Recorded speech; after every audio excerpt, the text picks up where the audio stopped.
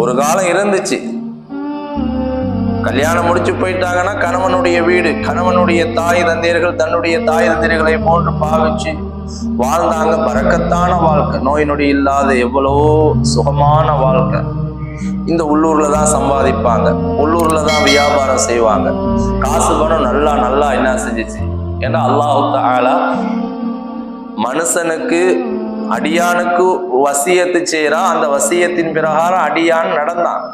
தன்னுடைய தாய் தந்தையர்களுக்கு கட்டுப்பட்டு அவர்களுக்கு உபகாரம் செய்து அவர்களோடு சேர்ந்து தன்னுடைய மனைவி பிள்ளைகளையும் வச்சு பாதுகாத்தான். அதனால அல்லாஹ் தஆலா ஹயாத்துல பரக்கத்து செஞ்சான், நீண்ட நாள் வாழ்க்கையில பறக்க செஞ்சான்.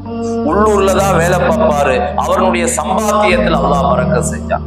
அல்லது கொஞ்சமா தான் சம்பாதிப்பாரு, அதுல அல்லாஹ் தஆலா பறக்கத் செஞ்சான். வீட்டுல உஜீபனங்கள்ல பறக்கத் செஞ்சான். இப்படி அல்லாஹ் தஆலா என்ன செஞ்சான்? எவ்வளவோ பறக்கத்துகள் செய்தான். ஏன்? அல்லாஹ்வுடைய சொல்லின் பிரகாரம் இவன் யாருக்கு கட்டுப்பட்டு வாழ்ந்தான்? தன்னுடைய தாய் தந்தையர்களுக்கு கட்டுப்பட்டு தன்னுடைய தாய் தந்தையர்களை தன்னோட சேர்த்து என்ன செஞ்சான்? வச்சு வாழ்ந்தான். அதனால அல்லாஹ் தஆலா பேருபகாரம் செய்தான்.